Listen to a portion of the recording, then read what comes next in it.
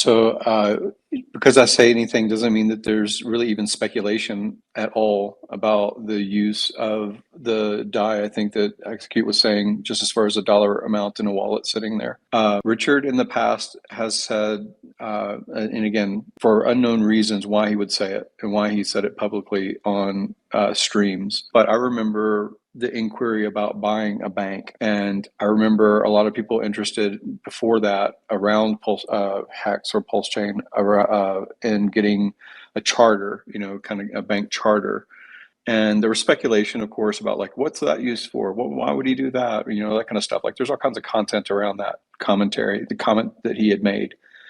Also, things to think about is taking a loan against something that's volatile in the crypto space is difficult, right? Because you have an example of Simon Dixon. Simon Dixon, every time that I've engaged with him in Twitter and spaces and things like that, his default about Hex versus Bitcoin is he couldn't take a loan against Hex, but he could take a loan against Bitcoin, right? So he could have a third-party contract between lawyers and basically entities, and effectively, I think he might be the biggest creditor in Celsius. So he took a loan, and he said this on Spaces, he took a loan against his Bitcoin in order to play VC as a creditor with Celsius. That's what I recall. I may be wrong. So like you should listen to his content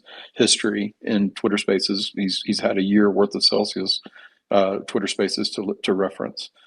But like he has said that he wants to be able to take a loan even with counterparty risk using his Bitcoin, and I know that exists and it also exists in Ethereum, but it's very risky, right? Because Bitcoin goes up a lot and it goes down a lot. So does Ethereum. These blue chip things still drop 85% when the market decides to do it, the waterfall, cascade, and so forth.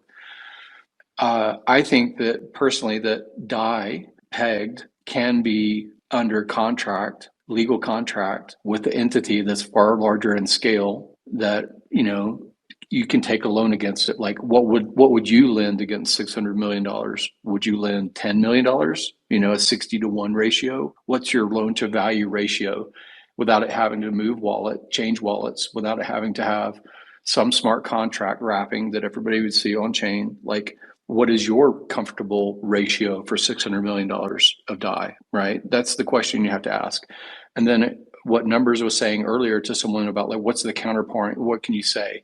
Well, if you can assume that it can be, that the OA could be bad, right? And could dump on everybody, right? That's the assumption for Satoshi for a long time. And then it became normalized that Satoshi's either dead or he can't move it, or his grandkids can't figure out the seed words to move the coins.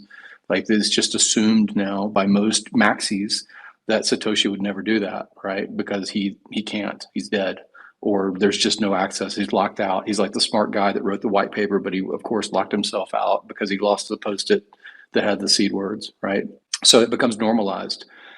But like that's also still Bitcoin that's not DAI. So you got to think, at least I have to think, you could be effectively wealthy without ever having to move the DAI. You could still live lifestyle you choose to. You still have a lot of leverage, not just in the volatile coins of Pulse Chain or Hex or forks of Hex or any of that stuff, right? You don't have to play the game of the token up and down. Even the Ethereum history, like there's all kinds of things that we can see on chain. And the question that can be in your mind is, what is the reason for the DAI to sit on Ethereum? Even I get heat from maximalists in Hex and in Pulse Chain OGs or it's not even OGs, just other people, because I say these things and I'll be like, okay, well, I'm not fudding. It's just like you have to have a practical view of what would be the use case. What's not the super up? What's not the super down? Just like think about the different possibilities. And I think it's cool that it stayed as DAI and it's on chain and it sits there and it's considered ballast by some to say that it could be used. It's speculative animal spirits to say, oh, one day that money will be used for something. That's what Somi's content, a lot of it is about. Like, what's the use case? When will it be deployed?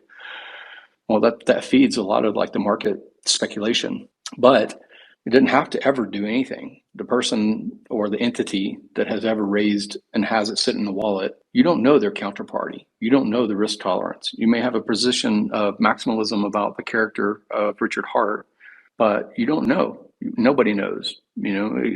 African priest or Greg the Duck or large entity with multi-sig, we do not know as far as I understand. At least that's the way I have to feed it in my mind.